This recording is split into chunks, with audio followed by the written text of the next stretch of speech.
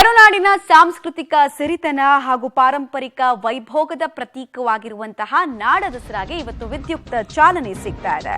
ಇಂದಿನಿಂದ ಮೈಸೂರು ದಸರಾ ಸಂಭ್ರಮ ಜೋರಾಗಿರುತ್ತೆ. ಪಬ್ಲಿಕ್ ಟಿವಿಗೆ ಯದುವೀರ್ ಒಡೆಯರ್ ಇದೇ ವಿಚಾರಕ್ಕೆ ಸಂಬಂಧಪಟ್ಟಂತೆ ರಿಯಾಕ್ಷನ್ ಕೊಟ್ಟಿದ್ದಾರೆ. ಈ ಬಾರಿ ನನ್ನದು ಎರಡು ಪಾತ್ರ ಇದೆ. ಒಂದು ಸಂಸದರಾಗಿ, ಇನ್ನೊಂದು ರಾಜರಾಗಿ ಕಾರ್ಯವನ್ನ ನಿರ್ವಹಿಸಬೇಕಾಗಿದೆ.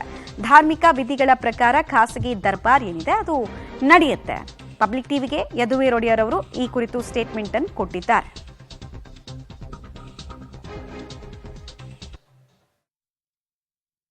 ದಸರಾಕ್ಕೆ ಕ್ಷಣಗಣನೆ ಶುರುವಾಗಿದೆ. ಒಂದು ಕಡೆಯಲ್ಲಿ ಚಾಮುಂಡಿ ಬೆಟ್ಟದಲ್ಲಿ ನಾಡ ಹಬ್ಬ ದಸರಾಕ್ಕೆ ಚಾಲನೆ ಸಿಕ್ಕರೆ ಅರಮನೆಯಲ್ಲಿ ಖಾಸಗಿ ದರ್ಬಾರ್ ಕೂಡ ಶುರುವಾಗುತ್ತೆ. ಈಗ ಪ್ರಜಾಪ್ರಭುತ್ವ ವ್ಯವಸ್ಥೆಯಲ್ಲಿ ಮೈಸೂರು ಕೊಡಗಿನ ಸಂಸದರು ಯದುವಂಶದ ರಾಜರ ಆಳ್ವಿಕೆಯ ವಿಚಾರದಲ್ಲಿ ಮಹಾರಾಜರು ಆಗಿರುವಂತಹ ಯದುವೀರ್ ಕೃಷ್ಣದತ್ತ ಚಾಮರಾಜ ಒಡೆಯರ್ ಈಗ ನಮ್ಮ ಜೊತೆಯಲ್ಲಿದ್ದಾರೆ. ಸರ್, ಫಸ್ಟ್ ಟೈಮ್ ಎರಡು ರೋಲ್ ಇದೆ.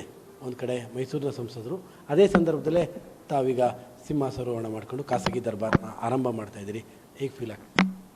ಇಲ್ಲ, ನನ್ನ ಭಾವನೆಗಳಲ್ಲಿ ಏನು ವ್ಯತ್ಯಾಸ ಇಲ್ಲ. ಹಿಂದೆ ಏನು ಪದ್ಧತಿ ಇದೆ ಅದನ್ನೇ ನಾವು ಅನುಸರಿಸ್ತಾ ಮುಂದುವರಿತೀವಿ.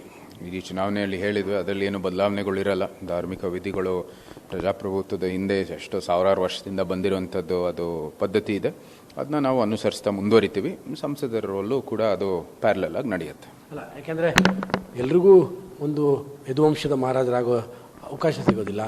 ಒಂದು ಅದೃಷ್ಟ ನೀವು, ಅದ್ರ ಜೊತೆಗೆ ನಿಮಗೆ ಮೈಸೂರಿನ ಸಂಸದರು ಕೂಡ ಆಗಿದ್ದೀರಿ. ಹಾಗಾಗಿ ಇದು ಭಾಳ ಮೆಮೊರಬಲ್ ಆದಂತಹ ದಸರಾನ ಈ ವರ್ಷ. ಇನ್ನು ನನಗೆ ಅದು ಆ ರೀತಿಯಲ್ಲಿ ಆ ದೃಷ್ಟಿಕೋನದಲ್ಲಿ ನೋಡೋದಿಲ್ಲ. ಸಂಸದರ ಕೆಲಸ ಅದು ಬರೀ ಅರಮನೆಗೆ ಸೀಮಿತ ಅಲ್ಲ. ಇಡೀ ಮೈಸೂರು ಕೊಡಗು ಕ್ಷೇತ್ರಕ್ಕೆ ಸಂಸದರಾಗಿದ್ದೀವಿ.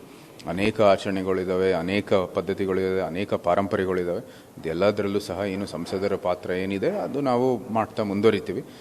ಆದರೆ ಅದು ಇಲ್ಲಿ ಅರಮನೆ ಏನಿದೆ ಅದು ವೈಯಕ್ತಿಕವಾದ ಖಾಸಗಿ ಒಂದು ಆಚರಣೆ, ಮನೆಯ ಪೂಜೆ ಅದು ನಾವು ಪ್ಯಾರಲಲ್ ಆಗಿ ಮಾಡ್ಕೋತೀವಿ. ಹೌದು, ಜನರಲ್ಲಿ ಒಂದು ಕುತೂಹಲ ಇರುತ್ತೆ, ಏನಾದರೂ ವ್ಯತ್ಯಾಸ ಇರ್ಬೋದು ಇಲ್ವೋ ಅಂತ. ಆದರೆ ಏನೂ ವ್ಯತ್ಯಾಸ ಇಲ್ಲ. ಅದು ಆ ಪಾರಂಪರ್ಯ ಕಲ್ಲಲ್ಲಿ ಕೆತ್ತಿರುವಂಥದ್ದು, ಅದು ಆ ಪದ್ಧತಿಯಂತೆ ನಾವು ಮಾಡ್ತೀವಿ.